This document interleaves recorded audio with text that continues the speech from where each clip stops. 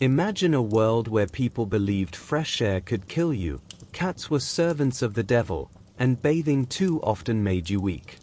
Now imagine a disease arriving in that world, a disease no one understood, couldn't see, and couldn't outrun. That's the stage Europe set for the Black Death. A continent of fragile bodies and frightened minds, waiting for a spark they didn't know had already been lit thousands of miles away. Before the plague, Europe liked to pretend it was doing great. Villages grew. Trade routes bustled. Cities became crowded enough that people could swap gossip and germs with exciting efficiency. Farmers produced more food, except when they didn't, which happened more than anyone wanted to admit. Life was better than before, but the bar was underground, so that wasn't saying much. Still, people laughed. They married, stole, worshipped, complained, and died mostly on schedule. The rhythm of life followed the church bells. Work, prayer, silent suffering, repeat. Children filled the streets, animals roamed freely because fences cost money, and everyone lived close enough to smell each other's fear. Europe wasn't peaceful, but it was predictable. Predictable is dangerous, because it convinces you that tomorrow will look like today. Meanwhile, far away, the disease was already practicing. The plague lived comfortably in the fleas that lived comfortably on the backs of rats that lived comfortably in human filth. It was like a terrible roommate who showed up uninvited, refused to leave, and insisted on touching everyone's stuff. Fleas hopped onto rats, rats found boats, and boats needed to go everywhere. That's the curse of trade. The more connected the world became, the easier death found a new address. Trade was Europe's pride, ships loaded with grain, spices, cloth, and accidental biological warfare. Ports like Constantinople buzzed with life that would soon be much quieter. Caravan routes carried silk and sorrow. People were excited about a more global world just in time to learn what global disease transmission meant centuries before microscopes existed. But nobody knew.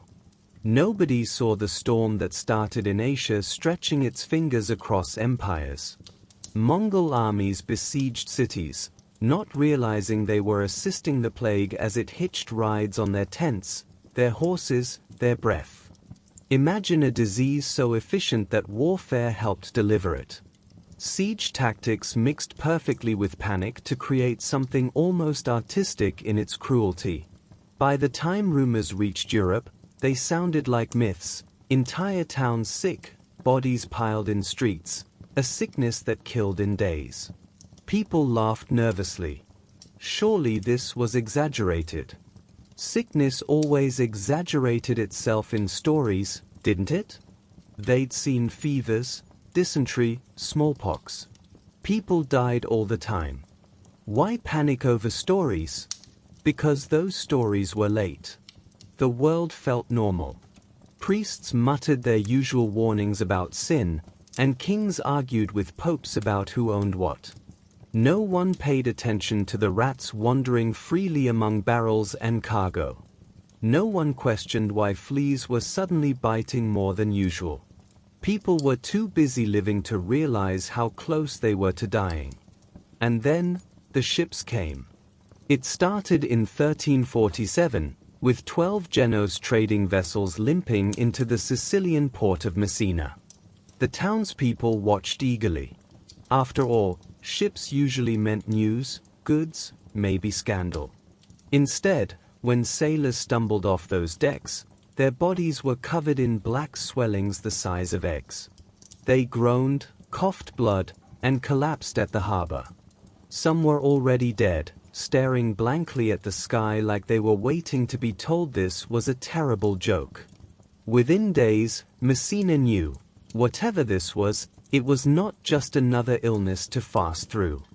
The city tried to push the ships back out to sea, but rats do not respect curfews. The plague had arrived, and it refused return shipping. Europe had been waiting centuries for a lesson it didn't want to learn.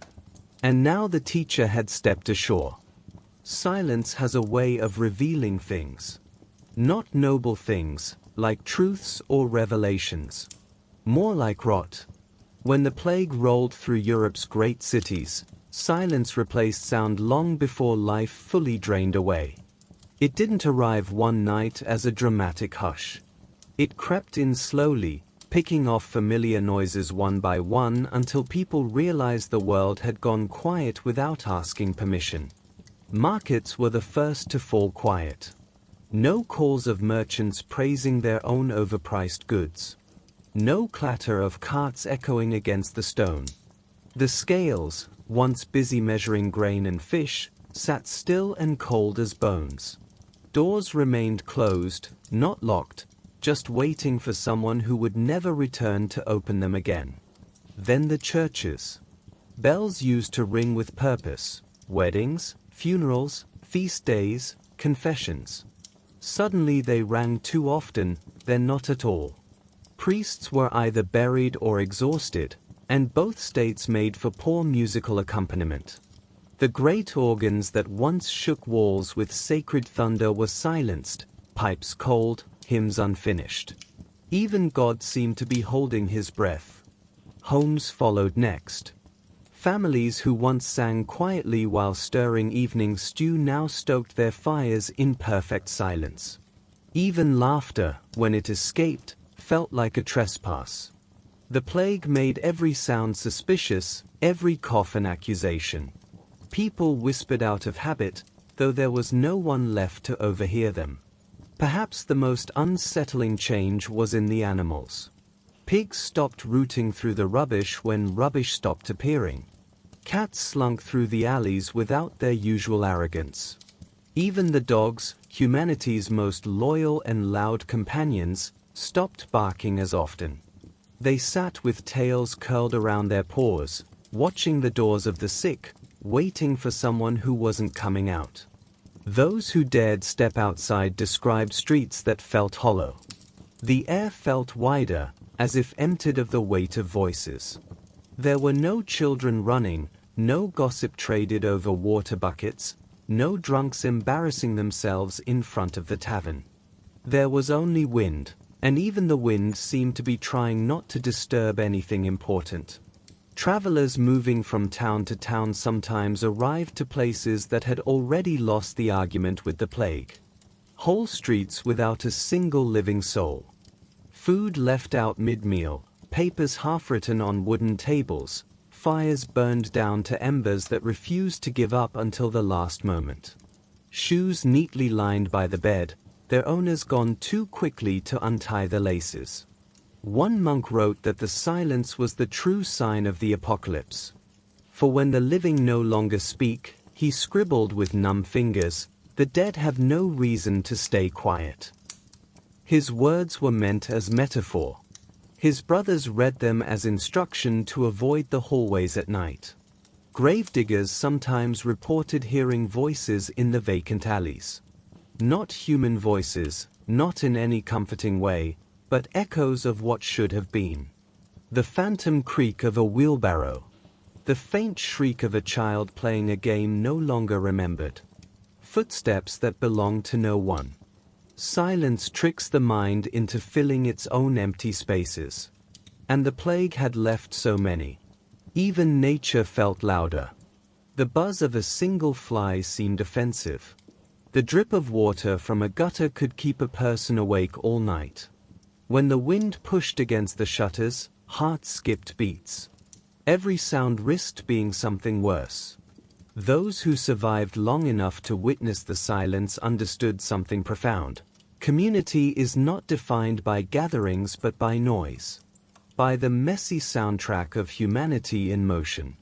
Remove that noise, and even the most beautiful city becomes a tomb wearing a disguise. Eventually, noise returned, creaky and awkward at first. Hammers striking wood. A bucket dropped at a well. A hesitant laugh that tried to pretend nothing horrific had happened. But those who survived never forgot the days when the world refused to speak. Silence had shown its true face. And nothing sounded the same after. The plague did not tiptoe. It marched. From Messina, the illness leapt along the coast like it had a travel itinerary. Every port welcomed it with open arms and zero inspections. Rats scrambled over ropes, fleas sank their teeth into new hosts, and humans kept doing what they did best, crowding together and pretending nothing was wrong. Cities that once bragged about their bustling markets and thriving populations suddenly discovered the downside of community. Narrow streets and packed houses meant no one suffered alone. The first sneezes were shrugged off. Just the cold, someone would say, right before they developed a fever, vomited blood, and died on the floor. Doctors were baffled, but in their defense, medieval medicine was glorified guesswork with better outfits. They blamed bad air, sin, alignment of the planets, and probably, if pressed hard enough, the concept of happiness. Their most advanced tool was a stick to poke patients from a safe distance. The professors at Europe's top universities declared the cause was corrupt mists rising from the east, because science was still warming up in the bullpen back then. As panic grew, people looked for someone to blame, because blaming is easier than accepting that the universe doesn't care about your survival. Suspicion fell on anyone unlucky enough to be different. Jews, foreigners, beggars, old women with too many cats. Suddenly everyone was an expert on who deserved to die next. Fear turns ignorance into a weapon, and Europe was fully armed. The symptoms didn't help anyone stay calm. The plague announced itself with a fever, then tender lumps called buboes rising under the armpits or groin. These swellings turned black, glistening with pus and pain. Breathing grew harder. Thoughts grew stranger. Some victims laughed as they coughed blood. Some confessed sins they'd never committed, just to be safe. People rarely lasted more than a few days, the kind of turnaround that even modern streaming services would envy. Priests tried to offer comfort but eventually stopped going near the dying. It's difficult to preach eternal life when the choir keeps collapsing. Monks wrote chronicles with the detachment of men who knew they could be a chapter title by morning. Here the sickness increased. Here we lost half the page to coughing. Families faced impossible choices. Should they care for the sick and risk joining them? Should they flee and abandon the people they loved? Each decision was a test of faith and fear, and both scored high. One chronicler wrote that parents refused to tend their own children, as if they were strangers, while some children threw bread through the door to their parents and fled. Cruelty felt like self-preservation. Mercy felt like suicide. The wealthy tried to buy safety, because money solves almost everything, except bacteria. Nobles fled to countryside estates, convinced the clean air of their gardens would protect them. They shut their gates and announced banquets for only the healthiest guests. Unfortunately, the plague was already inside the servants' quarters, hitching a ride on the silverware. In cities, daily life mutated. People marked doors with crosses. Processions of flagellants dragged themselves through the streets, whipping their backs bloody to convince God to stop being so dramatic. Priests shouted louder, as if volume might frighten the plague away. Bells tolled constantly, a soundtrack of despair you could hear from miles off. Everything that held society together, law, loyalty, religion, started to melt like butter on a furnace. Courts stopped functioning because lawyers kept dying. Markets closed because no one wanted to haggle with someone who might cough mid-transaction. Farms were abandoned as workers dropped in the fields. Even cemeteries ran out of space, which is never a good sign. Mass graves became the new civic project. Pits dug by men who dug faster than they prayed. Bodies stacked like forgotten luggage. There were too many dead to give them names, too many grieving to give them ceremony. Silence became the funeral hymn of Europe. And worst of all, the plague moved faster than rumor. A town could wake up healthy on Monday and dig 50 graves by Friday. It took kings, beggars, thieves, midwives, bishops, blacksmiths, and bakers without the slightest sense of fairness. Death had no favorites. It had efficiency. People whispered that the end times had arrived. Some waited for angels. Others waited for demons. Most just waited for their turn. In a world built on faith, the plague tested belief like nothing before. Because how do you keep praying when the churchyard is fuller than the chapel? How do you trust a God who doesn't seem to notice how loudly you're begging to be spared? But Europe was only at the beginning of its lesson. This wasn't chaos yet. Chaos was still packing its bags. Saying goodbye is supposed to be simple. A hand held, a final word shared, a moment where love refuses to blink. But the plague wasn't sentimental. It didn't allow scenes or closure or dignity. It snatched people away mid-sentence, mid-meal, mid-breath. The living were left clutching memories that had no place to land. Tradition normally gave grief rules. You washed the body. You dressed it in the best clothes available, which in most medieval households meant slightly less patched.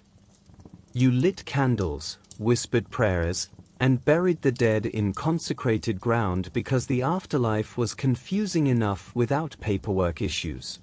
The whole village attended, even the ones who pretended not to like you while alive. Death had etiquette. The plague set that etiquette on fire. Bodies multiplied faster than the rituals meant to honor them. There weren't enough candles, priests, or hours to handle the dead the proper way. People started skipping steps. Then they started skipping everything. Grief became speed-running funerals with no ceremony, no last words, no witnesses beyond a gravedigger who'd seen too much already. Families faced the ugliest decisions humans ever make. Stay and care for the dying, or run and stay alive. Neither choice allowed peace. Some stayed. They held shaking hands, wiped fevered brows, and whispered comfort while trying not to breathe too deeply. They promised recovery even when hope was a bad joke. They watched loved ones fade into strangers before disappearing altogether. They learned how quiet a room becomes right after its most important voice stops. Others fled. They convinced themselves they'd be more helpful alive than dead, which is technically true and emotionally devastating. They walked away from houses filled with coughing and tears, telling themselves they'd return in a week. They never said goodbye properly, because admitting someone was dying felt like handing the plague permission. Those who lived long enough to lose everyone learned a colder truth. Grief doesn't go away just because the person who caused it does. It camped in empty doorways, on abandoned chairs, in the indentation of a pillow where a head would never rest again. A whole generation carried grief like another organ they hadn't asked for and couldn't remove. Priests did what priests do. They tried to make meaning out of madness. But even they ran out of comforting phrases. "They're with God now" sounded less convincing when delivered by a man visibly terrified of joining them. Some clergy retreated into silence. Others drowned their doubt in louder sermons. Both approaches failed to make death less awkward. Children, always the most confusing part of any crisis, tried to understand why their parents wouldn't let them hug their grandparents. Or why they were suddenly orphans. Or why everyone kept crying quietly behind closed shutters. Adults told them the dead were sleeping. It was an inaccurate metaphor that terrified countless children into fearing bedtime. There was no time to visit graves, if graves had even been dug. No one left flowers. No one left notes. People learned the pain of forgetting the exact pitch of a voice, or the warmth of a hand, or the silly stories only one person ever told. Mourning became practical, like deleting a name from a list because checking it again was too painful. Yet in the middle of all this emotional wreckage, love still tried to exist. A wife would sneak into a plague house to comfort her husband. A friend would whisper jokes into a dying man's ear just to coax one more smile. A mother would rock her fevered child until both stopped shaking. It was beautiful. It was foolish. It was all they had. When the first wave faded, there were no mass memorials. No speeches. No banners. People were too tired to remember heroically. The living buried the dead, washed their own hands, and kept going because not going wasn't an option. But the plague left one final bruise. Survivors became experts in quiet heartbreak. They learned to grieve in silence. They learned that absence sometimes feels louder than presence. They learned that love doesn't vanish just because the body does. And they learned that the most painful goodbyes are the ones you never have time to say. By the time the plague reached Paris, Florence, and London, it had already perfected its technique. The great cities of Europe, proud, ambitious, full of life, suddenly became ideal laboratories for death. You couldn't design a better delivery system than crowded streets, shared wells, and walls built close enough to hear your neighbors breathing and dying. London's old wooden houses leaned over narrow lanes, making the sky a thin strip of light between roofs dripping with filth. Rats thrived there like furry landlords, collecting rent in crumbs and terror. The Thames served as both water source and garbage bin, ensuring that everyone stayed hydrated and contaminated at the same time. When people talked about a bad smell, they meant the entire city. Florence, jewel of Italy, wasn't spared by beauty. Wealthy families barricaded themselves indoors, sending servants out as tribute to the invisible executioner roaming the streets. The chronicler Boccaccio wrote of friends abandoning friends, fathers abandoning children, priests abandoning whoever took too long to confess. It wasn't cruelty, it was fear dressed in pragmatism. Everywhere, plague doctors wandered the streets in their absurd bird masks, leather beaks stuffed with herbs to purify the air. They looked like oversized crows who had decided to try medicine as a hobby. People trusted them anyway, because who else was left? The doctors' methods were enthusiastic. They lanced buboes to release evil humors, recommended bathing in urine, and encouraged breathing near fire to burn away the corrupted air. It didn't help, but it made survival feel like a group project. And humans love group projects, especially ones where half the team disappears before the deadline. As the death toll rose, cities tried everything. They burned incense, burned clothes, burned the belongings of the dead. Burning was very popular. Unfortunately, they also burned the wrong things, like entire groups of people. Jews were scapegoated and murdered by the thousands, accused of poisoning wells or practicing dark magic. Fear made monsters of everyone, and the plague applauded. Not all responses were violent. Some were simply strange. In France, nobles threw lavish feasts to celebrate still being alive, which was a bold move considering their cooks might have been infected. In Germany, people danced in the streets until their legs gave out because if you can't avoid death, you can at least be dramatic about it. Art changed, too. Painters shifted from glowing saints and triumphant kings to skeletons, corpses, and the famous dance macabre, the idea that death invites everyone to the same dance floor eventually. No reserved seating. No VIP section. Only equality through decay. Religion shook on its foundation. Priests preached harder, but they buried faster. Some confessed privately that God must have taken a long holiday. Others doubled down, claiming the plague was punishment for sin, which raised the uncomfortable question, why was the bishop coughing?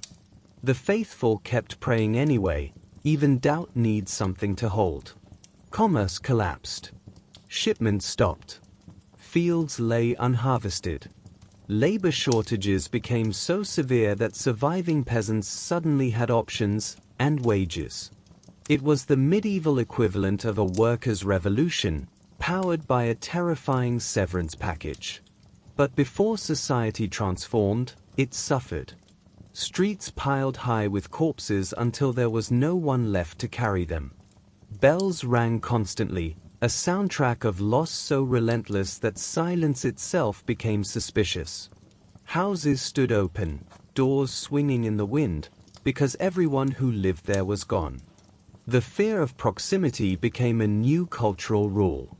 People walked in circles around each other, avoiding even eye contact lest the plague jump through a glance. Conversations took place through windows or over fences. Humanity practiced social distancing centuries before anyone invented the phrase. Even love changed. Passion became guilt. Touch became risk. Marriage vows sounded like lies in the face of statistics.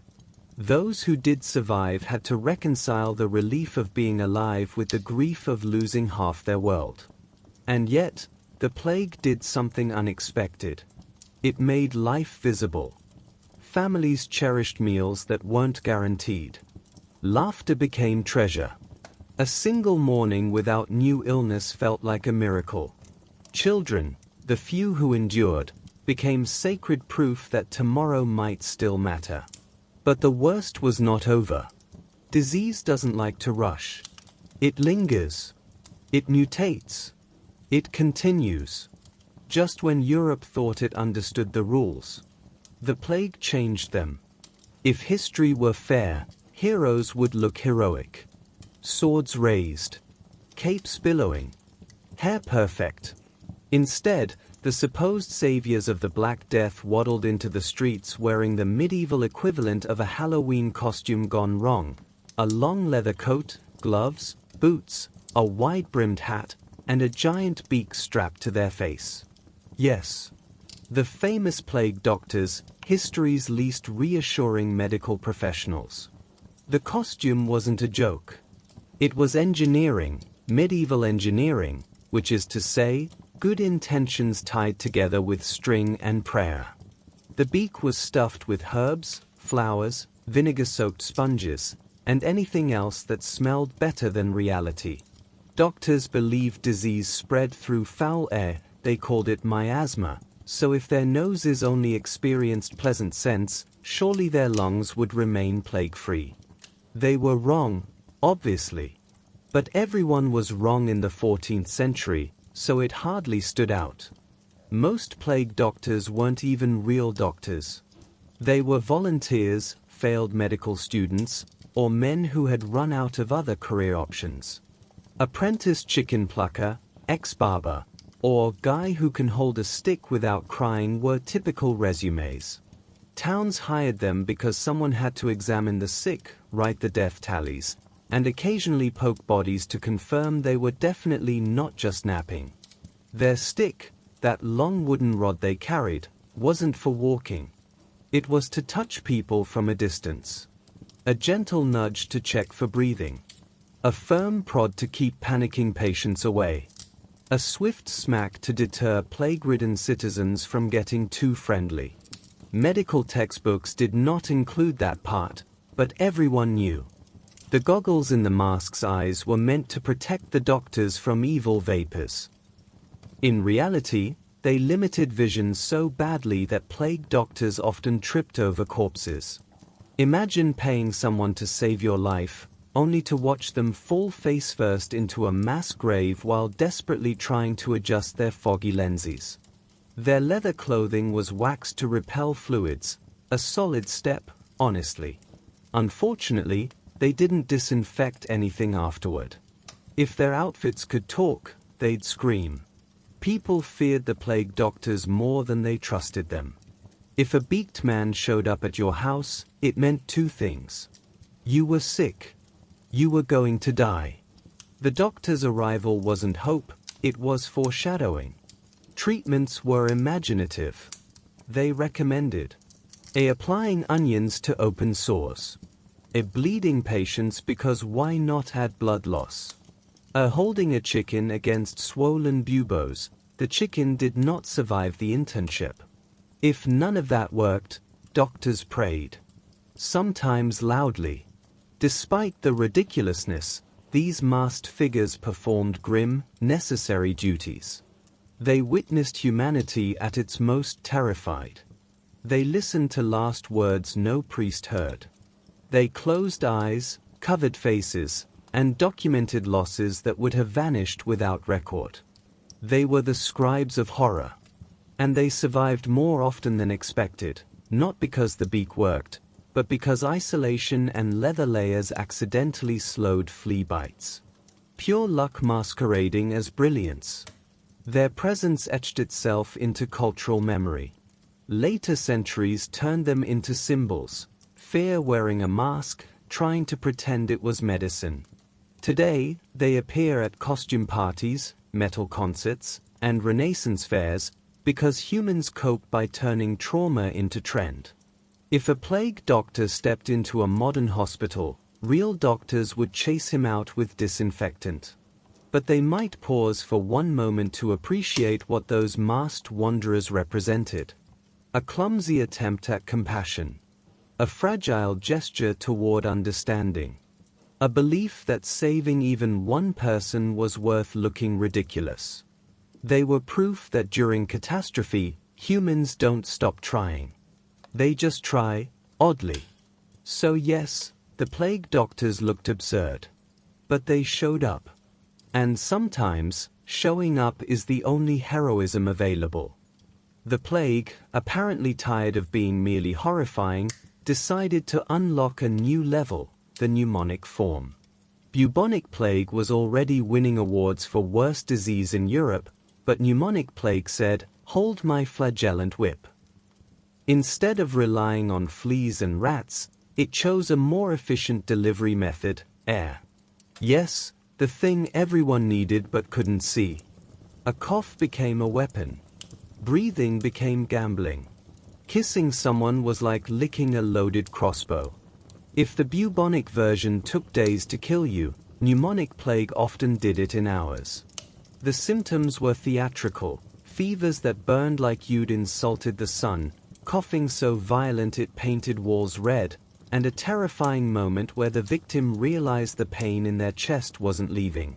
People who went to bed with a light cough often didn't bother waking up the next morning. Why rush? Cities became ghost towns nearly overnight.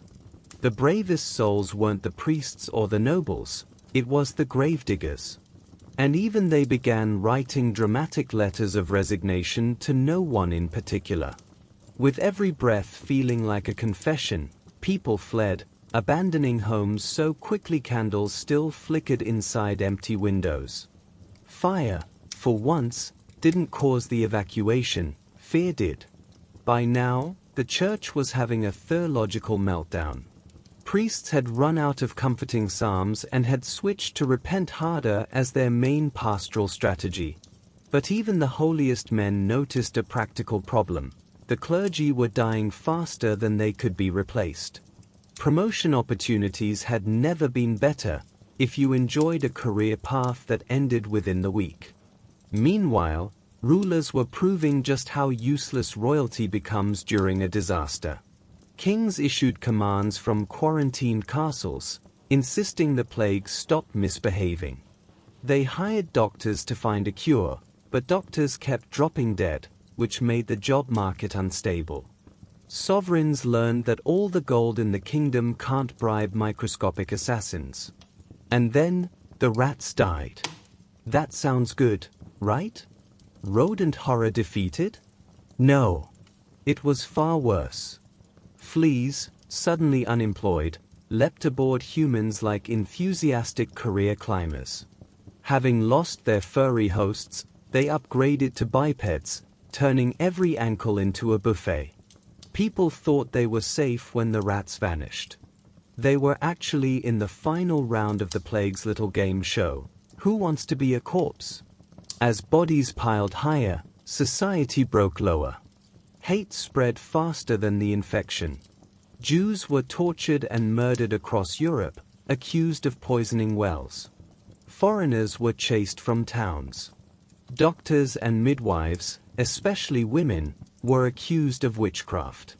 Because in times of crisis, humans famously love punching down instead of accepting that nature is rude. Flagellant groups marched from town to town beating themselves bloody, convinced God would appreciate the gesture and call off the apocalypse. Town leaders allowed them in, until they realized these traveling wound parades were also spreading the plague. Cue every mayor in Europe suddenly discovering the power of no. Even those who believed in science, such as it was, didn't help much. Doctors carried bouquets of herbs, believing pleasant smells discouraged death. They wrote serious academic papers claiming baths weakened the body, so cleanliness was frowned upon. Spoiler: being filthy did not improve survival rates, but at least it kept things on brand for the Middle Ages.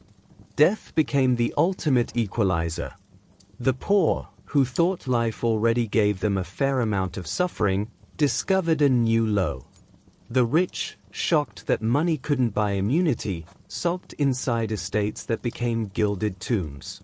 The line between privilege and panic blurred until everyone was equally terrified. And still, the plague moved. Like wind. Like rumor. Like the worst kind of surprise invitation. Entire monasteries vanished. Libraries were left open to the wind. Trade routes became silent trails of discarded belongings. Ships drifted into port with everyone aboard long dead, waiting for some curious dockworker to bring their cargo ashore and continue the chain reaction. Europe wasn't merely dying, it was forgetting how markets worked, how communities functioned, how to look a neighbor in the eye without seeing a grave. Fear robbed memory. Grief murdered routine. But there was a strange, uncomfortable detail: some people lived. The ones who didn't get the plague looked around with deep suspicion, as if their immune systems had made a deal with the devil. Survivors often spoke in quiet voices, guilty that their hearts still beat.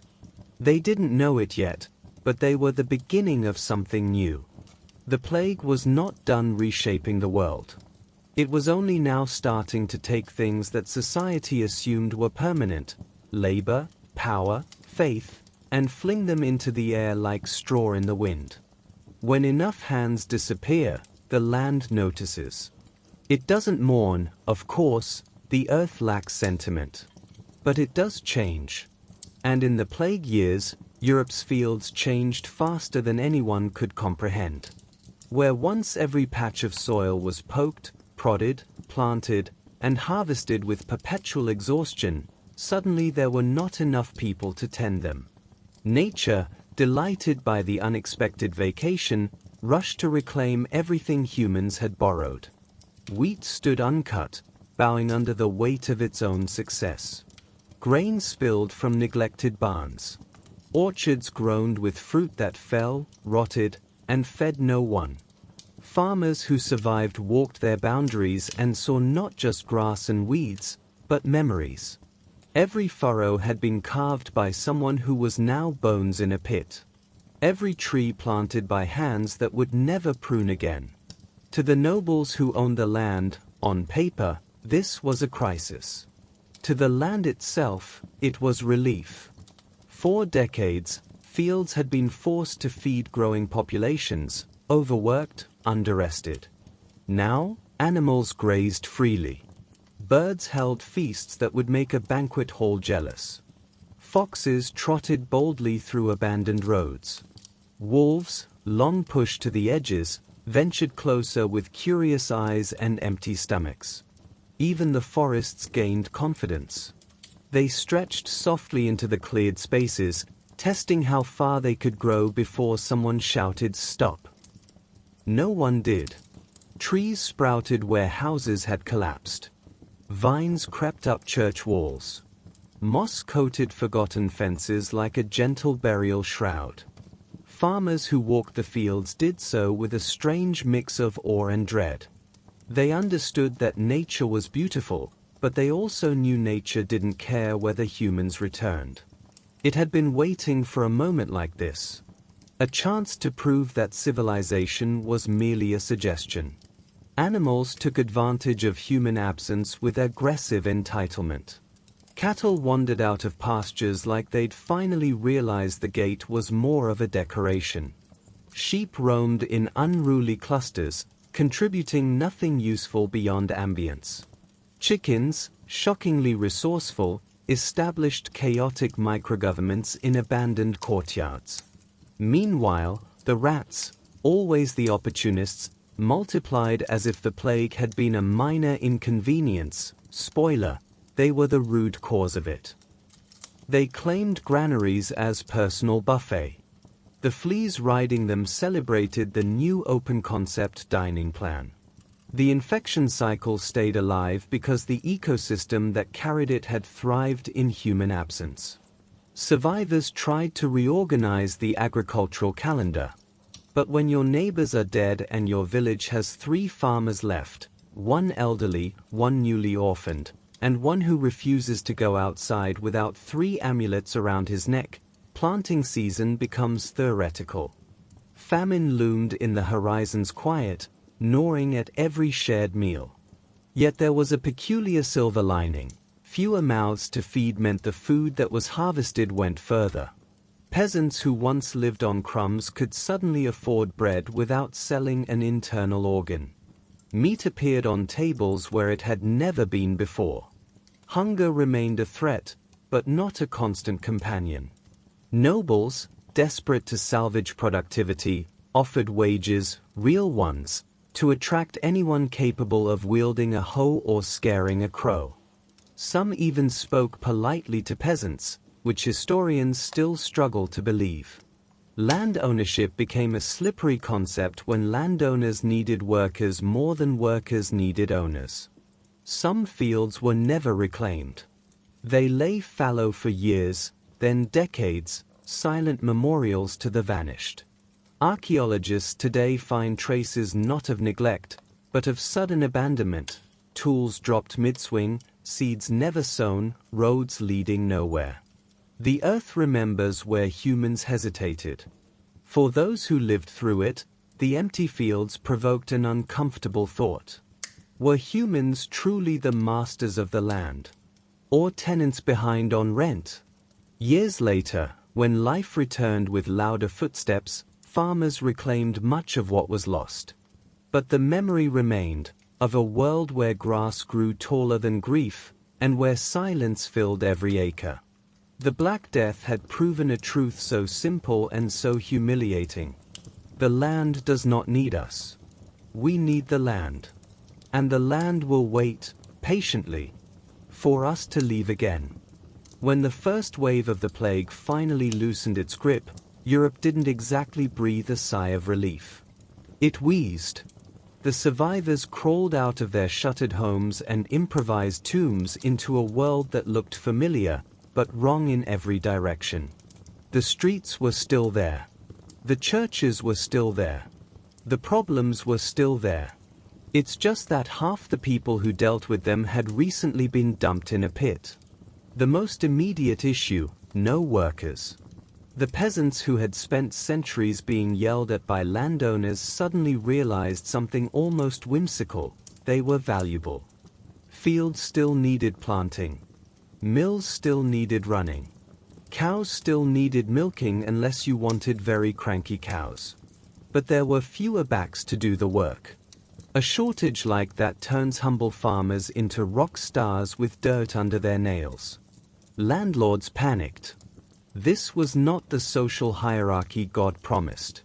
Serfs were supposed to stay obedient, underpaid, and grateful for lousy bread. Now those same lowly peasants were demanding higher wages, shorter hours, and maybe not being whipped for attitude problems. The horror. Governments rushed out laws saying, no raises, no freedom, everyone stay miserable, which worked about as well as you'd expect. When the person who normally enforces a law is also dead, Enforcement becomes aspirational. So peasants left their villages. They walked away from the nobles who assumed loyalty was hereditary. They sought better deals, better pay, better lives, and shockingly, they got them. Imagine centuries of oppression undone in months because a bacterium decided to redecorate the population chart. Then there was the weird phenomenon of sudden inheritance. If everyone ahead of you on the family tree died, congratulations, you now own the farm. Or the shop. Or 3 cows and a confused chicken. Overnight wealth made some survivors dizzy. They didn't know whether to cry, celebrate, or apologize to the dead for taking over their beds. The church faced a crisis equally awkward. Clergymen died in embarrassing numbers while preaching about God's protection. Faith took a hit. People looked at the bishop and thought, "You told us to pray harder, but you're coughing blood on the altar cloth." The more honest priests admitted they didn't know what God was doing, which scared everyone more. But the church was clever. It declared that the survivors had been spared for a purpose. Good branding. Better attendance. It didn't solve anything medically, but it helped fill the pews again. And guilt is always easier to collect when half the congregation feels like they might be cursed. In cities, something else changed: silence. Half the neighborhood was empty. Doors hung open. Wind blew through houses that once echoed with arguments and children throwing things indoors after being told not to. People whispered in the streets as if noise might remind death it forgot someone. Yet life refused to curl up and stop. Weddings surged, mostly because statistically, finding someone still breathing was a miracle worth locking down fast. The birth rate also skyrocketed. Humanity copes with existential terror by either writing poetry or reproducing, and medieval Europe wasn't exactly a poetry hotspot. Culturally, the plague smacked Europe awake. Art got darker, deeper, and suddenly honest. The danse macabre, skeletons dragging kings, popes, and peasants into one big equal opportunity conga line, became the medieval equivalent of a hit single. Death wasn't a distant sermon anymore. It was the uninvited dinner guest sitting at every table. Even diets improved. With fewer mouths to feed, survivors ate better. More meat. More bread. Fewer fights over who gets the last onion. It was the first time in a long time the lower classes didn't feel like famine was a roommate. But trauma lingers. People kept flinching at coughs. They eyed rats with the suspicion rats always deserved. Every breeze carrying a sour smell sparked panic. Is it back? They lived with a fear that winter might bring the plague with the snow. Spoiler: it did, over and over again. The world was rebuilding, but shakily. Everything felt temporary. Society had cracks everywhere, cracks the plague loved slipping back into. Because here's the thing about pandemics, they hate goodbyes. The Black Death wasn't finished. It was just catching its breath. It would return in waves across decades. It would keep slaughtering, keep shaping laws, keep rebalancing power. But the first wave had already done irreparable work.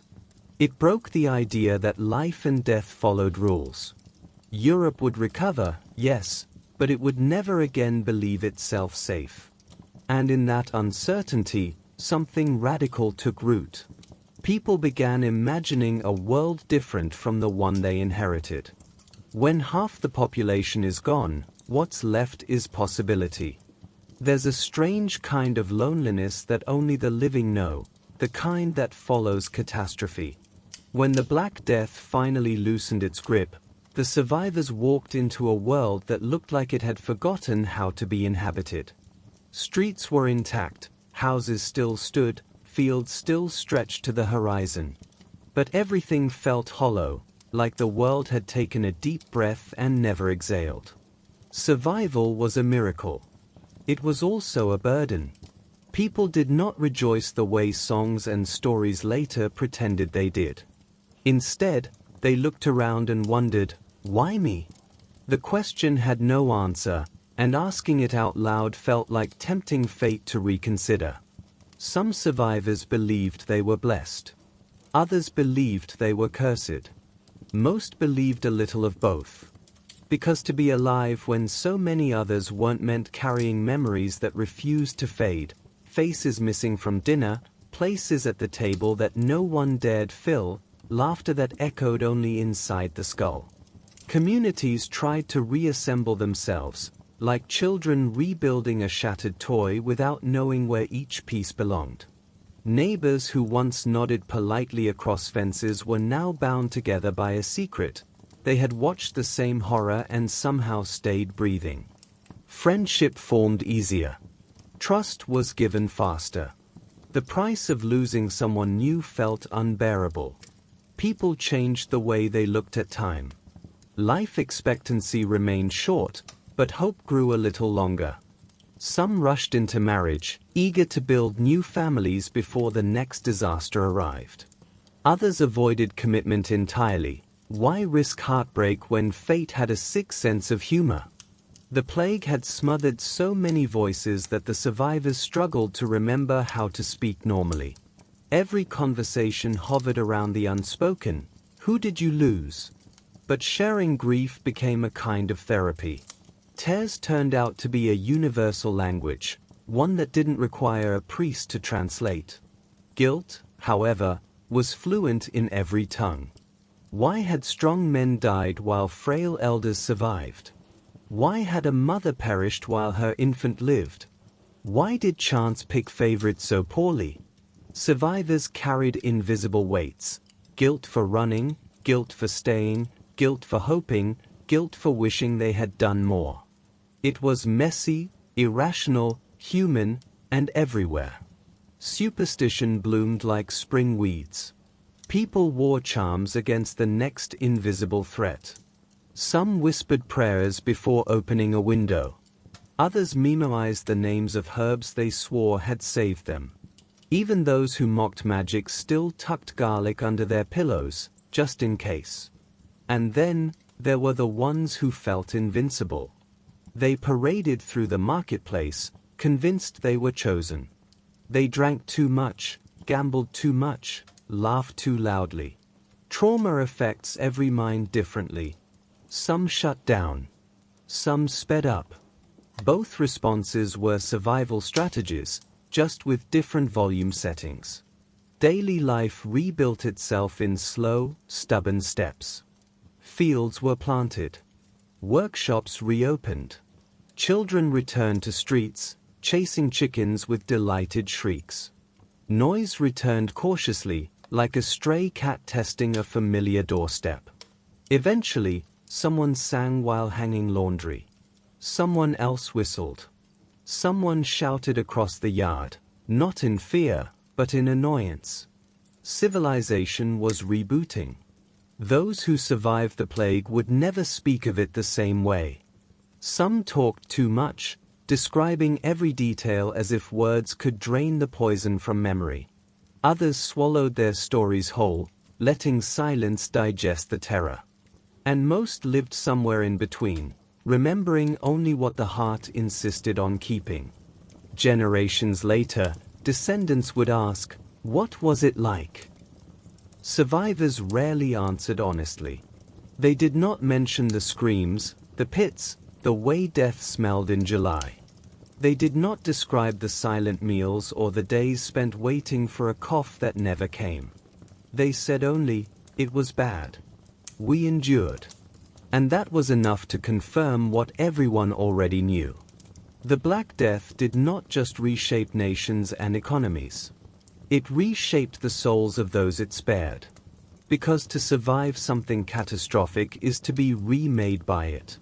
To live on is to change. And in that change lies the truest memorial.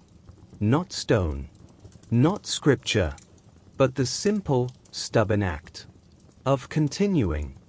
The plague had taken lives, but it also took assumptions. Society's old script, where the powerful stayed powerful and everyone else stayed obedient, suddenly read like a bad joke no one wanted to perform anymore. When death stops respecting social class, people stop respecting social class. And the survivors were done pretending. The labor shortages continued to twist the world into unfamiliar shapes. Serfs realized they didn't have to bow when their landlord demanded taxes. Landlords realized bowing back sometimes worked better. Laws forbidding peasants from asking for better wages were passed, ignored, reissued, reigned, and eventually filed away under "Please stop embarrassing us." Money spoke louder than titles now, which was awkward for anyone who only had titles. The plague had made farmers rare and valuable. Skilled workers even more so. If a mason or carpenter died, their craft didn't magically respawn like a video game character. So tradesmen suddenly had leverage. They formed early versions of unions and guilds, clubs that said, "Pay us fairly or build your own cathedral, good luck." Economic empowerment isn't pretty when it's born from tragedy, but it's still empowerment. Cities grew into forces stronger than feudal lords. Merchants became the new aristocracy. Wealth started living in coins, not in acres. Europe was inching, unwillingly, unevenly, toward a middle class. The plague had knocked society down the stairs and, in the process, triggered upward mobility. And while all this was happening on the streets, a different transformation was brewing in the mind. People began questioning things. If priests could die while performing last rites, maybe holiness wasn't a force field. If astrology couldn't predict the plague, maybe the stars didn't care about human destinies. If traditional medicine couldn't save anyone, maybe understanding the body required more than leeches and hope. Science didn't appear overnight, but doubt did. Doubt is the seed from which science grows. A few brave physicians started studying symptoms instead of sin. They searched for physical causes, not spiritual fault lines. They observed that close contact spread disease, a major leap considering half the scholars still thought invisible dragons lived in the bloodstream. Quarantines were invented. Ships were held in harbors for 40 days, quironta, the origin of the word. Public health was born out of raw necessity, not enlightenment. But beginnings are rarely elegant. The plague also reshaped faith. The church remained powerful, but it now carried a bruise the size of Europe. People prayed, but with side eye. They loved God, but locked their doors. Religion remained central, yet no longer uncontested. Space opened at the table, for ideas no bishop approved. And culture? It shed its innocence like a snake's skin. Art stared death in the face. Paintings filled with skulls, wilted flowers, and hourglasses, reminders that you, dear viewer, will expire soon, so repent or party while you can. Literature grew blunt. Boccaccio's Decameron told stories of people fleeing the plague and trying to entertain each other while everything collapsed. Dark humor thrived, because laughter is the one rebellion death can't steal instantly. Everywhere, survivors negotiated a new relationship with life. Children born after the plague entered a world where questioning authority was less dangerous than trusting it. Education, once a luxury, became a strategy. People who lost families sought knowledge to fill the emptiness. Universities expanded. Books multiplied. Minds opened. And with fewer mouths and more space, Europe suddenly had options. Forests regrew. Game animals flourished. Land became cheaper. Innovation crept forward. Padded horse collars, improved plows, water mills, little upgrades that made life less terrible.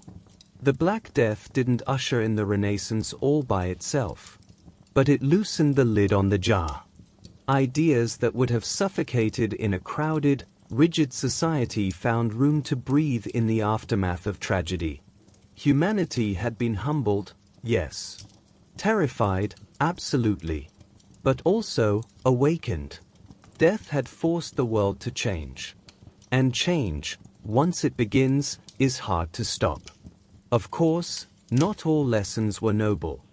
Some people learned wealth could be stolen from corpses without complaint. Others learned that pandemics were a great excuse for vengeance against whoever they already disliked. Trauma doesn't make saints, it makes survivors. And survivors don't always choose kindness. Yet progress marched on in spite of the mess. Lives shortened by plague were balanced, in the darkest arithmetic possible, by lives improved after it.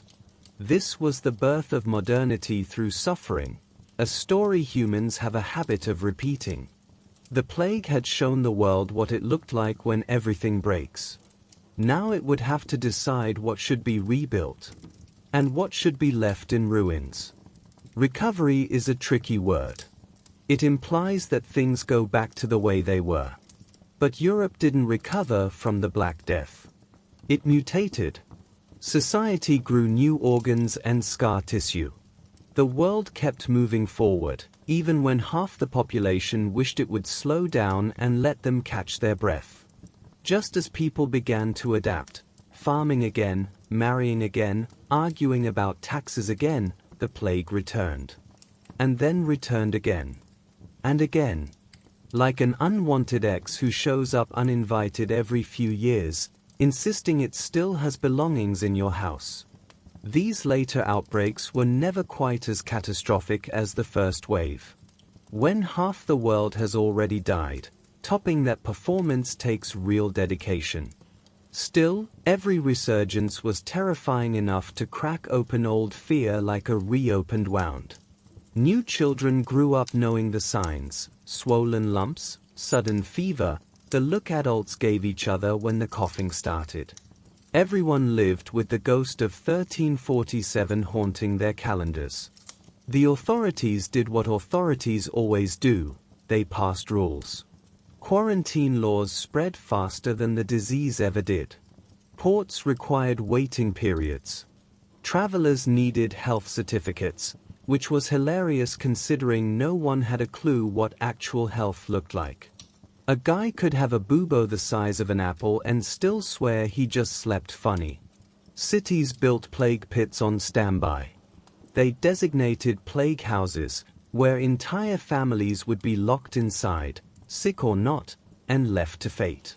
Public health had invented a strategy called "Yikes, let's hope this helps." Spoiler, it helped a little. Mostly it just made screaming more common. Mask technology did not improve. Plague doctors still waddled around like discount birds, convinced that herbs stuffed in their beaks filtered evil. It didn't. But the look was iconic. People still dress as plague doctors for fun centuries later, because humans process trauma in very stylish ways. As waves of disease battered Europe, the psychological shift deepened. People learned not to trust the sky when it looked too clear. They remembered how easily peace had shattered. This quiet paranoia never fully disappeared. Even centuries later, whenever a new sickness appeared, the old stories crept back like whispers from the grave: it might be the plague again. But trauma also produces innovation. Towns hired professional cleaners, the ancestor of sanitation workers, because it turns out throwing waste into the street has consequences. Public wells were inspected. Dead animals were removed instead of invited to stay. Europe wasn't becoming smart exactly, but it was becoming less catastrophically clueless. Meanwhile, art took a bold step into the existential. Literature became obsessed with morality, mortality, and the vibe shift between "we were promised divine order" and "why is everything on fire?" Painters filled canvases with rotting fruit, melting candles, skulls wearing smug expressions. It was a giant symbolic post-it note reading, "You will die. Have a nice day." Some people reacted with devotion, building churches, commissioning masses, promising to behave. Others reacted with YOLO, centuries before the acronym, drinking, dancing, and pursuing every earthly pleasure because the cosmic clock was ticking louder than a cathedral bell. Class structures, once as fixed as winter, now wobbled. Kingdoms faced rebellions from peasants who were sick of being disposable. Workers struck for higher wages. Serfdom, the chain that held millions in place, began to rust. It didn't snap overnight, but the tension was permanent.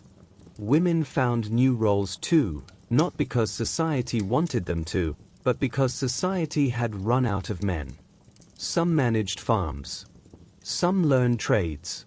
Some became healers. They weren't celebrated for it, they were tolerated out of necessity. Still, necessity is how change sneaks past resistance.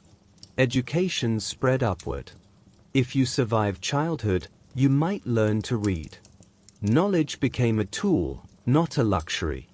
Universities filled with young scholars eager to understand the world before it ended again. The plague didn't just kill bodies, it killed complacency. It reminded humanity of its fragility, but also its adaptability. That mix, fear plus ambition, is rocket fuel for progress.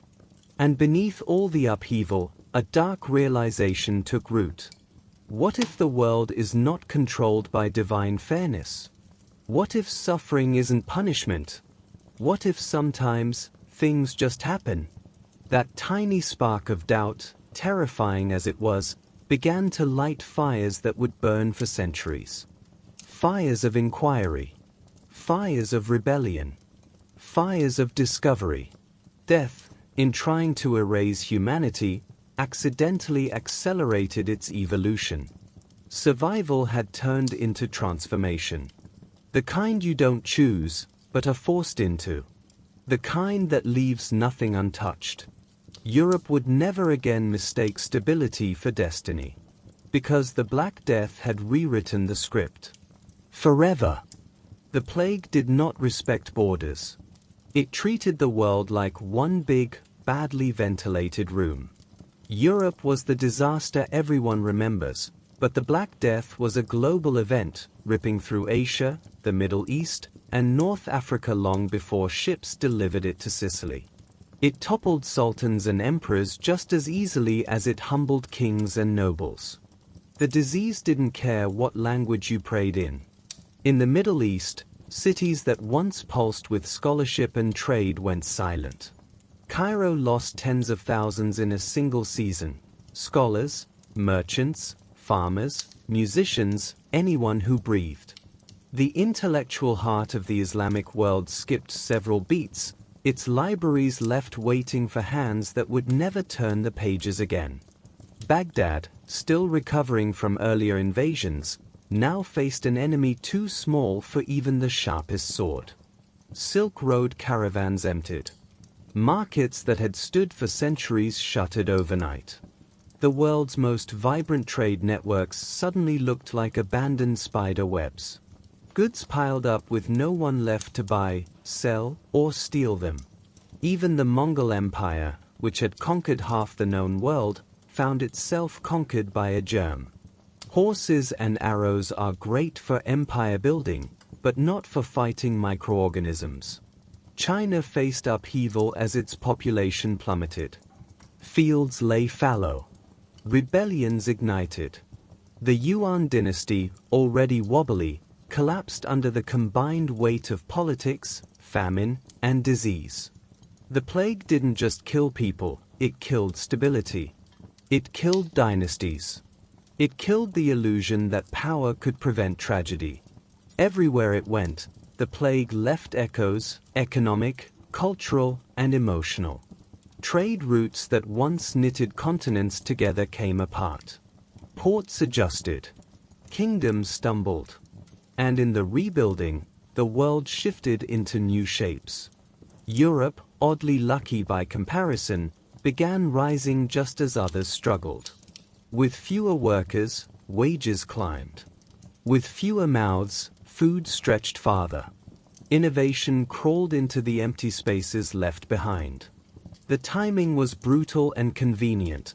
The devastation of the plague helped set the stage for the Renaissance, an explosion of art, ideas, curiosity, and dangerously confident sculptors. In Italy, survivors funneled their fear into creativity. Painters studied the human form with uncomfortable interest. Architects designed structures that dared gravity to misbehave. Philosophers debated existence with a hint of panic.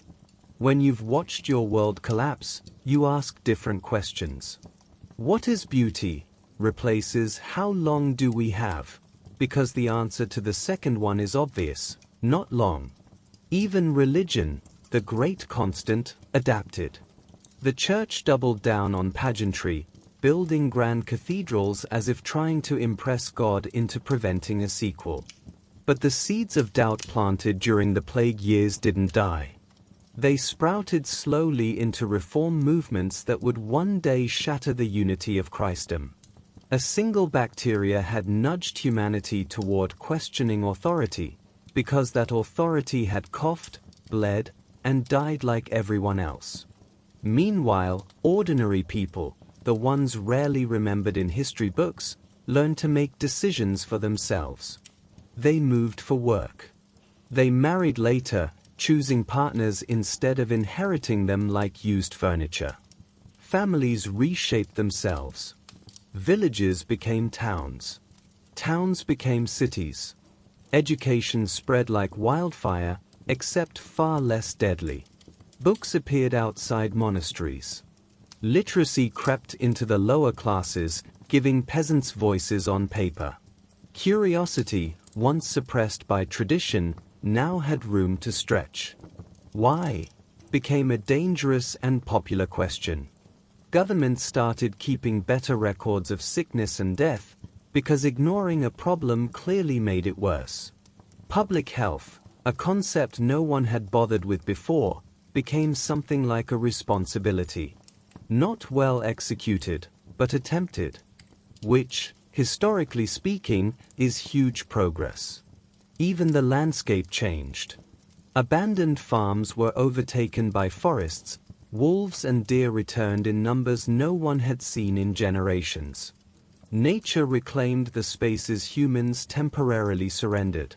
The world breathed while humanity gasped. But beneath all these transformations, a quieter change took shape, a shift in worldview.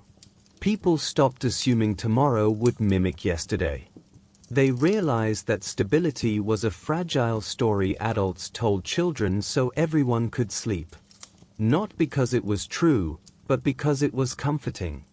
And once you learn that truth, you don't unlearn it. The Black Death forced humanity to accept uncertainty as the rule rather than the exception. It showed that empires can fall without enemies, that faith can falter without heresy, that life can end without warning. And in that realization grew a strange kind of courage, the courage to imagine a different future. One where knowledge mattered more than tradition. One where progress mattered more than hierarchy. One where survival wasn't just endurance, but evolution. The plague did not intend to change the world.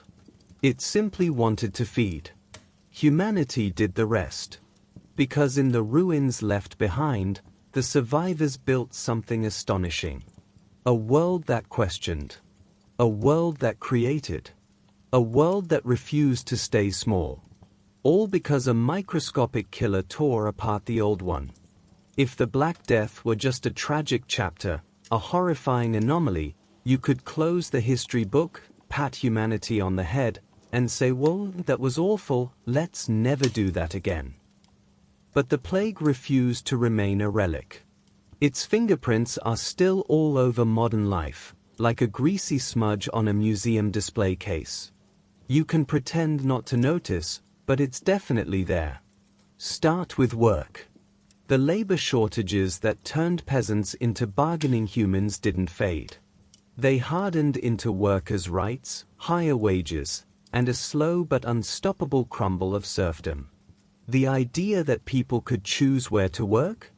That employers might actually need employees? Thank a bacterium. The marketplace changed too. When half your customers die, selling luxury goods becomes awkward. So merchants focused on essentials and efficiency. Trade routes reconnected with new priorities. Ports adapted. Cities redesigned themselves for speed and hygiene, the medieval version, at least. The plague had shoved Europe into a crash course with capitalism, and capitalism, being a sucker for underpriced labor and supply-demand chaos, enrolled eagerly.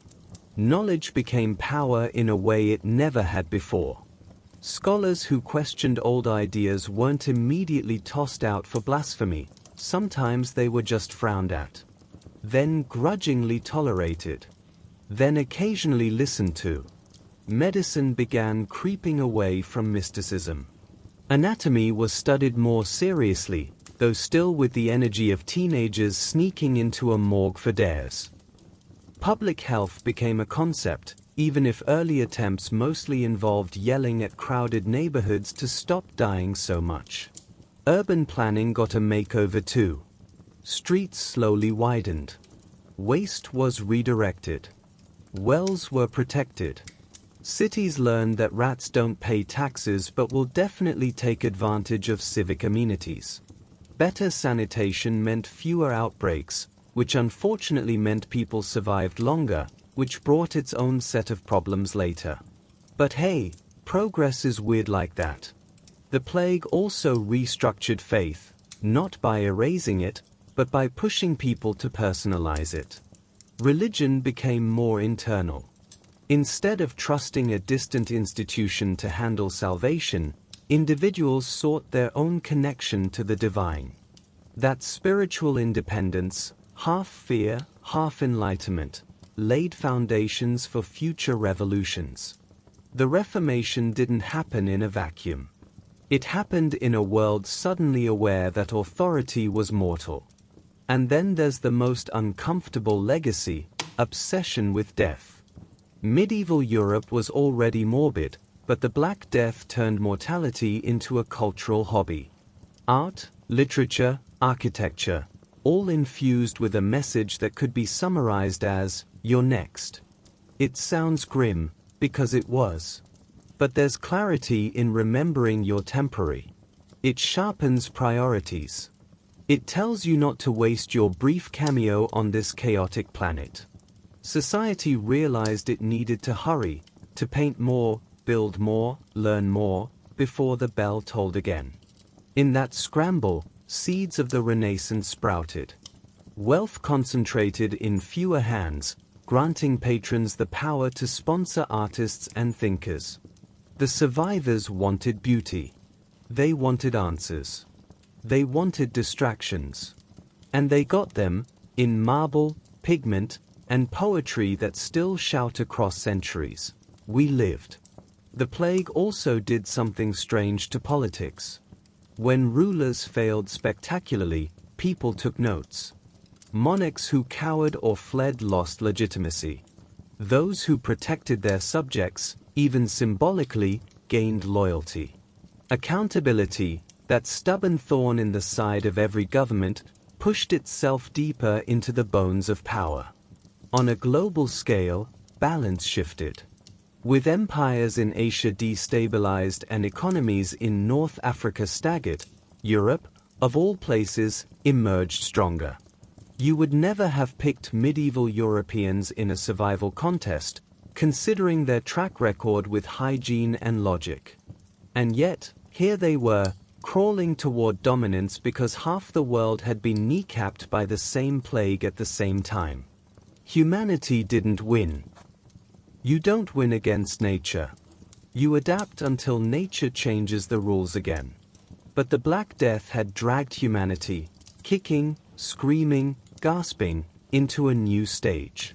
One with curiosity instead of complacency. One with ambition instead of obedience. And through all this transformation, a silent idea lingered behind every improvement. What if it comes back? That fear did not fade with time. It became protocol. It became law. It became entire professions. Epidemics would shape cities long after anyone remembered why. Hospitals, quarantines, health boards, all still quietly saying thank you to a flea and a rat. The plague didn't intend to be a teacher, but it gave history one of the harshest lessons ever written. Life is fragile. Society is fragile. Normal is a fairy tale. Progress exists only because survival demands it. As you drift deeper into this story, maybe lying warm under blankets that medieval people would have called witchcraft, consider the chilling truth the Black Death left behind. Civilization doesn't rest on stone or law or faith. It rests on the living. And the living are always more temporary than they care to admit. Some places didn't rebuild. No bells rang again. No boots pressed the dirt into a path again. No voices disturbed the careful quiet that settled like dust. Across Europe, small villages, the sort that never earned a place in royal ledgers, simply disappeared. Not destroyed. Not burned. Not conquered. Just emptied. Survivors walked away, and the world forgot the villages existed. These weren't ghost towns. They were ghost memories. Imagine a cluster of cottages around a single well, smoke once curling up from every thatched roof. Chickens chasing barefoot children. A thin priest preaching louder than necessary. Arguments in the morning, singing at night. All the tiny noises that make a life feel lived. Then the plague arrived. One family fell sick. Then 2. Then 7. People barricaded their doors, too late to block what was already inside. Some ran into the forest, believing distance was salvation. Some curled in blankets, whispering prayer after prayer until their mouths forgot the words. When the survivors, few as they were, finally opened their shutters again, the silence was unbearable. They gathered what they could carry without thinking and walked. They didn't look back. You never look at a graveyard when it's wearing your own house as a headstone. Strangers later stumbled upon these abandoned places. They found cradles with no children. Beds made, waiting for sleepers. Tools left out in the fields as if their owners had just taken a sip of water and forgotten to return. A chair tipped over suggested someone stood quickly, or fell quietly. Stories spread about cursed ground. No one wanted to move in. So nature did. Roofs collapsed under patient snow. Ivy stitched the walls shut. The well filled with leaves and then doubt. Animals poured through doorways without permission. A fox made its den where a grandmother once stirred soup. Soon, the path to the village grew faint. Then it disappeared. Then the name disappeared. Cartographers, those careful artists of empire, eventually stopped recording these places. Why clutter the map with ghosts? But memory is stubborn. Farmers plowing distant fields sometimes unearthed spoons, beads, fragments of pottery, small pieces of vanished lives. A ring with no finger. A child's wooden toy, grinning long after its owner forgot how. People who found these items returned home uneasy. Not because the objects were frightening, but because someone once cared about them. The plague didn't just take lives. It took presence. It took laughter and routine and jealousy and boredom, everything that defines a community more deeply than buildings ever could. It erased the mundane, which means it erased almost everything. Centuries later, forests still hide these lost villages. Roots twist through floors where meals were shared. Birdsong replaces gossip. Sunbeams fall where firelight once flickered. You could walk right over the foundations and never know. Unless you notice the ground feels a little heavier. Because the earth remembers what the map does not. It remembers where life stopped moving. And that memory is as close to a gravestone as some places will ever get. Night was already unsettling in medieval Europe. Too dark. Too quiet. Too many legends about the sorts of things that wandered when the sun clocked out. But during the plague, nighttime became a creature with a pulse. No one trusted the dark anymore. Fear sat awake beside every candle flame. People took turns watching. Not because anyone expected to stop the plague, it wasn't a burglar you could whack with a broom, but because they needed to believe vigilance mattered. If they slept, the frost-cold breath of sickness might slip under the door. So someone always sat up, listening. What were they listening for? Breathing, mostly. Terrifying how that becomes important. A father watched his children sleep, counting every rise and fall of tiny chests like tally marks in a silent prayer. If a breath hitched, his own lungs stopped in sympathy. It was impossible to wake a child gently when you feared they might not wake at all. Elsewhere in town, neighbors stationed themselves behind cracked shutters, eyes trained on the road. They looked for the flicker of a torch signaling the arrival of plague carts, the wagons that collected bodies before the sun bothered to rise. If those carts came often, you didn't open your door in daylight either.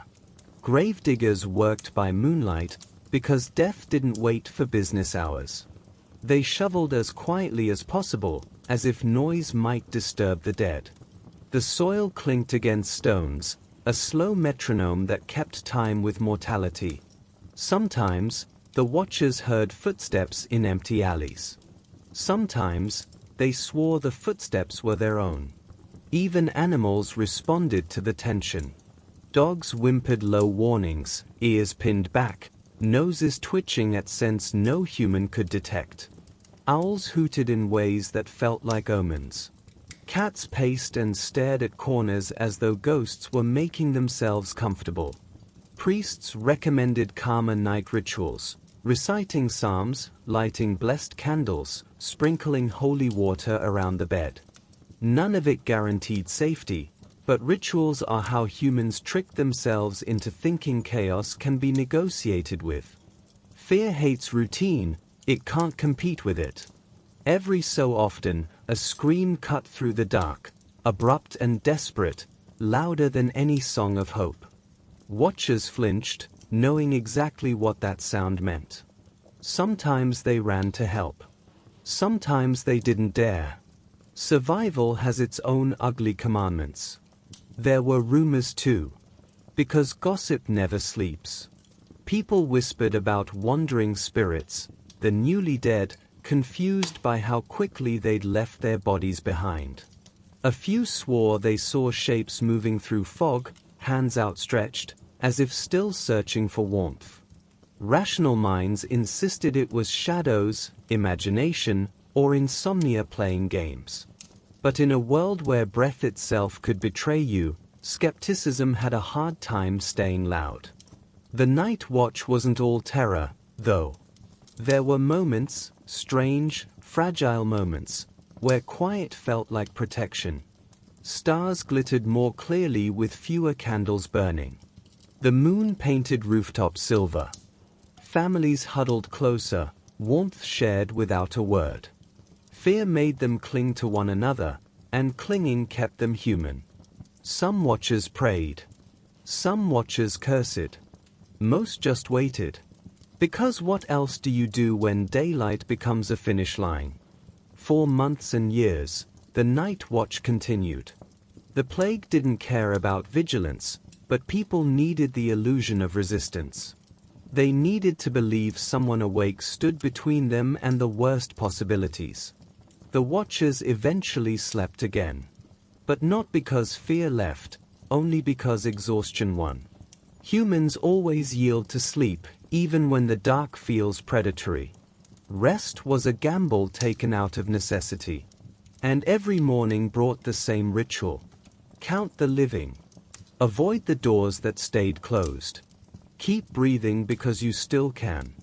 The night watch wasn't really about keeping danger out. It was about staying present with the living. A reminder that until the sun rises, every heartbeat is an act of defiance.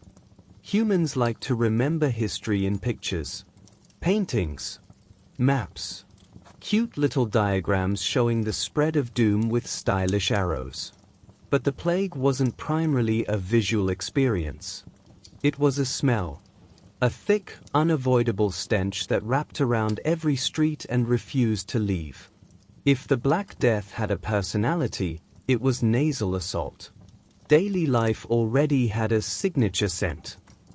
Imagine a blend of sweat that's older than the person wearing it, chamber pots emptied directly into the street, animals doing what animals do everywhere, all the time.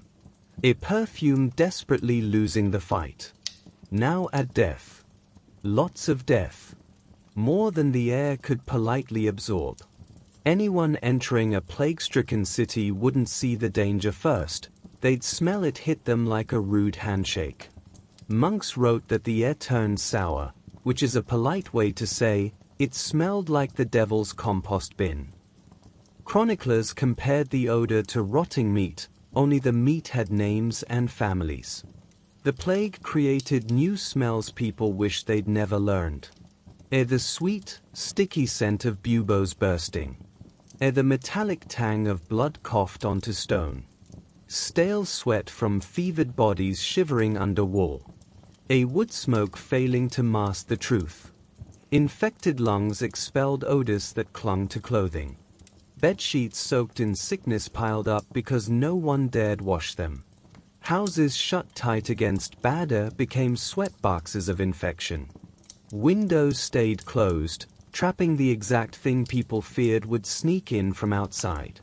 Doctors, pretending to understand something, stuffed their beak masks with herbs, lavender, rosemary, mint. A traveling salad bar strapped to the face. They walked around convinced they were purifier ambassadors, when in reality they smelled like a walking pantry delivering bad news. Frankincense burned constantly in churches. Not because it worked, but because everyone needed a break from reality for 5 minutes. Priests insisted it was spiritual protection. It was actually olfactory surrender. Cemeteries, once peaceful final resting places, filled too fast. Fresh graves became pits. Pits overflowed. Ground that should have closed over the dead stayed open, breathing out reminders. Summer heat amplified it until birds refused to land nearby. Even worms were overwhelmed. And rats, those little furry plague delivery vans, left their own perfume. A musky, greasy odor that announced, "Hi, we've brought the apocalypse," and some light squeaking. Fleas contributed nothing but inconvenience and infection. Really stellar teamwork. Then there were the improvised morgues, barns, alleys, church naves stacked with bodies like firewood. People tried sprinkling vinegar. They burned straw. They hung flowers until flowers ran out. Nothing helped. The plague mocked every attempt by smelling worse. Families who lost someone tried covering bodies with blankets, as if grief came with a lid. But no fabric could trap that intensity. The air leaked sorrow through every seam. Worst of all, people recognized the smell of death before they saw symptoms. A parent would be holding their child one moment, inhaling their hair, and realize suddenly that the scent had changed. Something was already wrong. The odor turned into prophecy. Survivors carried these scents long after the plague left. They would walk down perfectly clean streets decades later and swear they could still catch hints of it in the breeze. Trauma records itself in the nose, cruel, long-lasting. We imagine fear as a scream or a shiver or a quickened pulse. But fear is also that instinctive recoil. The breath you refuse to take. Because the air itself feels dangerous. The Black Death didn't just kill millions. It perfumed history. And the fragrance was unforgettable. If hell ever needed a marketing department, That smell would do all the work. Before the plague, people lived inside a noisy world. Not modern noise, no engines, no digital chirping, but a constant hum of humanity. Hammers in the forge. Hooves in the street. Market sellers shouting lies about the freshness of fish. Children arguing over who cheated at a game involving rocks. Church bells celebrating something or scolding someone. Noise meant life. Then the plague arrived, and sound became a witness. There were still noises, but not the kind anyone wanted to hear. The coughing came first. It echoed down alleys, long and wet, a sound sharp enough to slice through sleep. It wasn't the cough of a cold. It had weight. It had intention. Every time someone heard it, their stomach tightened.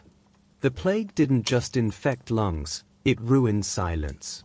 Then the groans of fever, the low animal sounds that came from people too tired to scream and too terrified to stop breathing.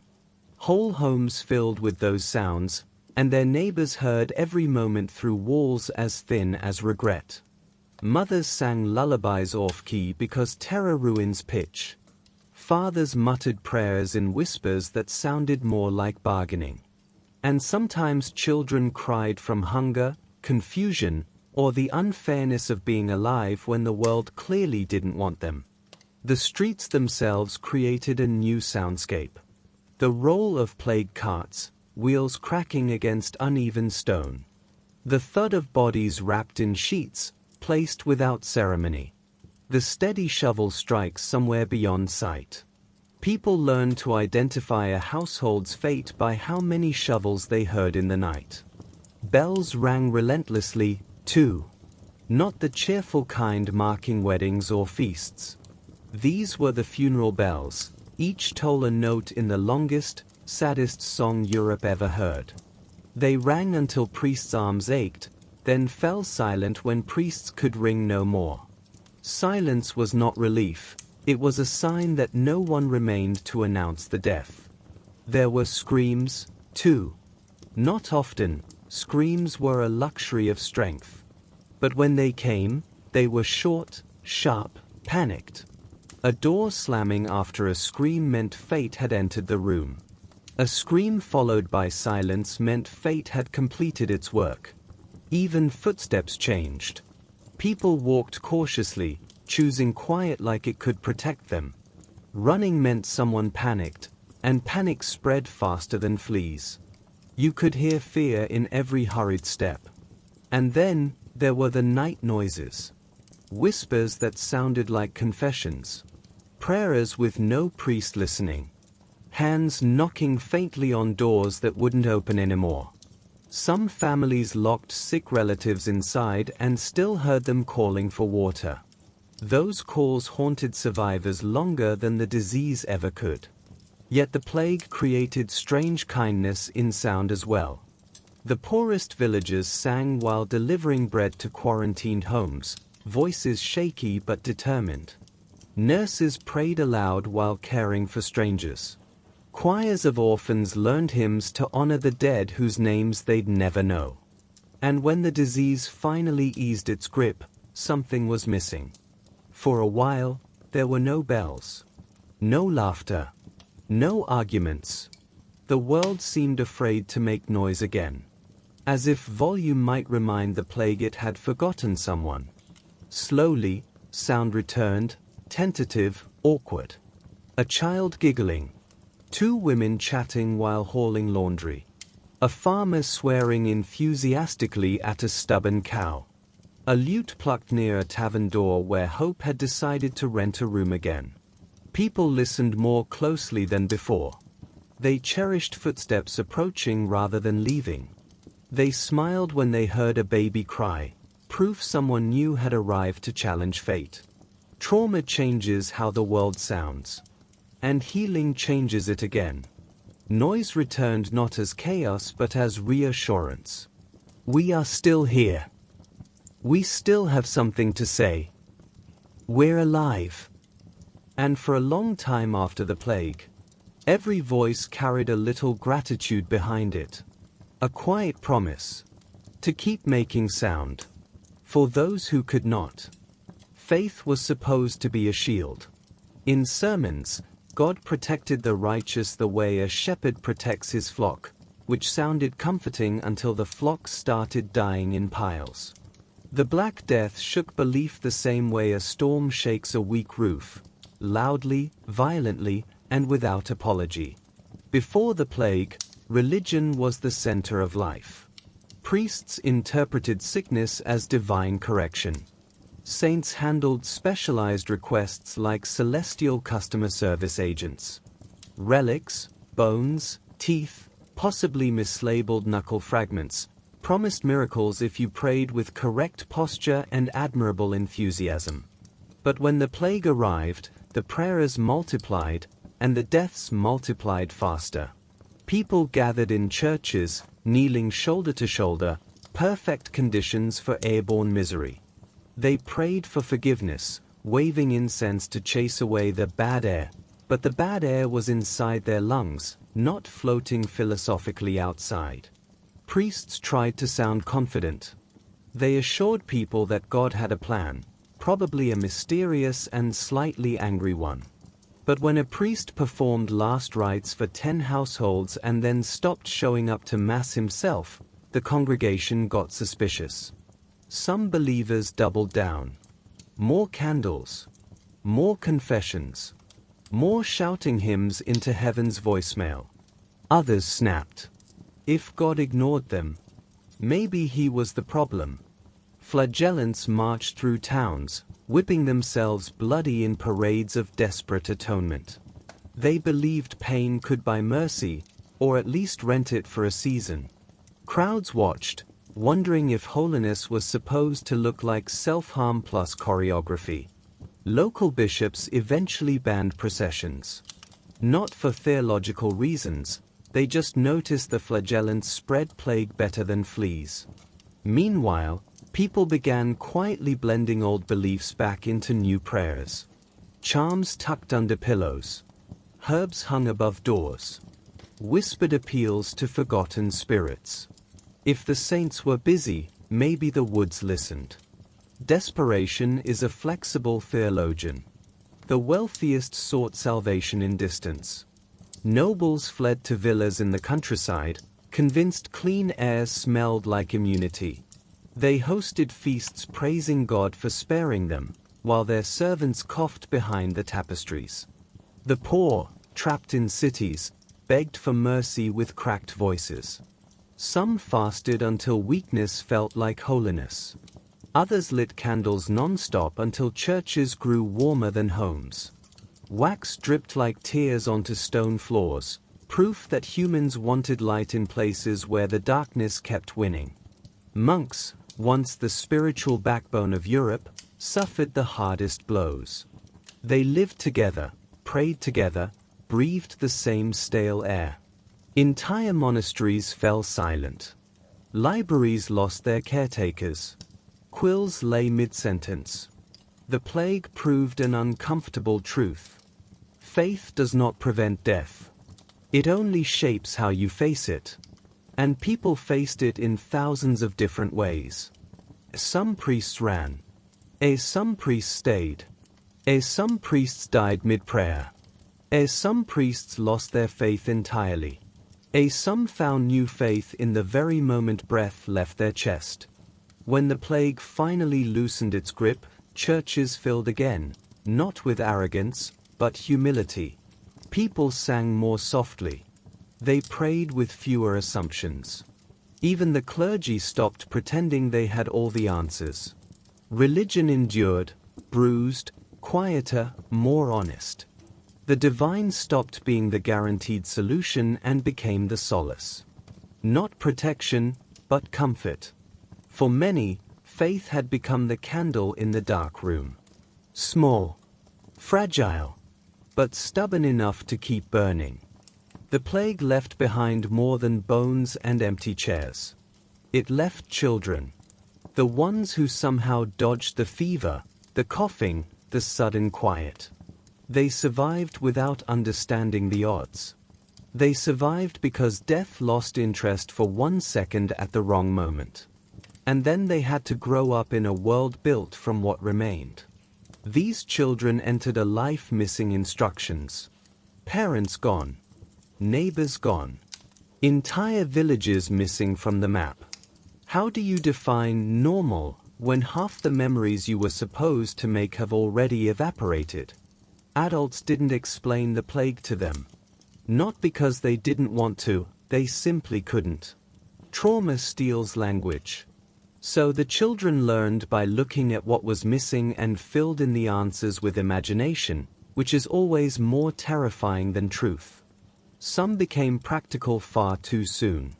A girl of 7 learned to bake because no one else could. A boy of 8 tilled fields his father once managed with a grown man's strength and a drunk ox. Childhood was a concept for richer times. These children were promoted without warning into roles meant for people who no longer existed. And yet, they played. In graveyards, because those were the largest open spaces. Among abandoned houses, because no one shouted "Don't go there anymore." With toys carved from scraps, because the toy maker died months ago. Their laughter, when it escaped, startled the adults. Joy sounded indecent in a world still wearing black. But joy didn't care. It arrived anyway, in half-smiles and tag games and the relief of a full stomach. Orphans formed their own odd families. Groups of 3 or 5 or 11 living together in a cottage they didn't own, because the person who did own it had stopped complaining. They shared bread, shared fear, shared stories they barely understood. These makeshift clans raised each other, copying the fragments of adulthood they remembered, clearing plates, praying badly, pretending to know what comes next. The church tried to take in as many children as it could, not purely out of kindness, but because future workers don't grow on trees. Monasteries turned dormitory. Convents welcomed girls who expected veils long before they understood vows. Education happened accidentally, reading scripture to stave off boredom, learning songs to drown out silence. Some children became apprentices faster than they learned long division. Blacksmiths took on small assistants because someone had to hold the tongs. Potters trained tiny hands that barely fit around clay. Trades that had nearly died were revived by people barely tall enough to reach the table. Others wandered. Feral kids of the plague, running through fields that didn't remember their names anymore. They developed ferocious independence and the kind of survival instincts foxes would envy. Adults whispered about them as if they were spirits, appearing and disappearing with the seasons. Grief lived inside these children like an uninvited roommate. It showed up in sudden tears when supper was served without the person who usually sat on the left. It appeared in the way they froze when a stranger coughed. Trauma taught them caution, a watchful look far too serious for young eyes. But this generation also carried resilience that made the plague's cruelty look sloppy. They dreamed bigger because they'd seen how small life could become. They loved harder because love could vanish overnight. They learned that connection matters, even when the world is breaking. And as they aged, their numbers grew into a force. They were the workers who demanded wages instead of obedience. The thinkers who wondered if God preferred honesty to fear. The artists who painted faces that looked like someone they lost. The explorers who believed there was more beyond the horizon than sorrow. They didn't forget what happened, they absorbed it. Wore it. Built on it. Because children do not rebuild the world by returning it to what it was. They rebuild by imagining what it could be. And these children, the plague's unintentional heirs, carried the future like a torch too heavy for their hands. But they held it anyway. That is survival. That is inheritance. That is how history keeps breathing. When the last wave of plague finally sank back into whatever shadowy place it came from, no one threw festivals. No one declared victory. There were no parades or heroic statues. Survival did not feel like triumph. It felt like waking from a nightmare and discovering you'd bitten your own tongue in your sleep. The world did not snap back into place. There was no normal waiting like a loyal dog. Instead, there was something new and no instruction manual for operating it. People rebuilt not because they were inspired, but because there was literally nothing else to do. A village cannot stare at its own emptiness forever. A house cannot keep its door closed after years of silence. A field eventually demands seeds again, even if the hands planting them still tremble. Survivors carried the memory of fear in ways they didn't speak aloud. Not because the truth was forbidden, but because it hurt too much to tell.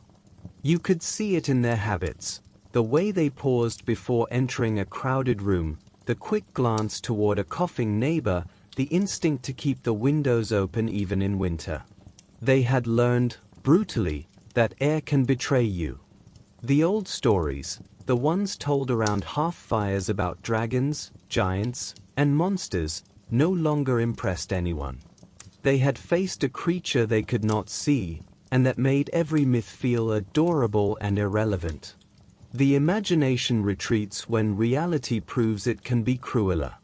But the imagination also wakes up in the aftermath. If the world could be reshaped by catastrophe, maybe it could also be reshaped by choice. Curiosity, that stubborn spark, survived. It grew brighter in the darkness, stronger from the struggle. Parents told their children the plague was a test. Priests claimed it was a punishment, now mercifully eased. Physicians insisted it was a natural event, though they still disagreed violently about which part of nature hated humanity the most. Everyone had theories. No one had certainty.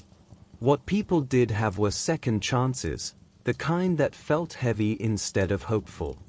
They stood in churches, smaller congregations filling the same echoing space, and realized that they had prayed desperately and lived.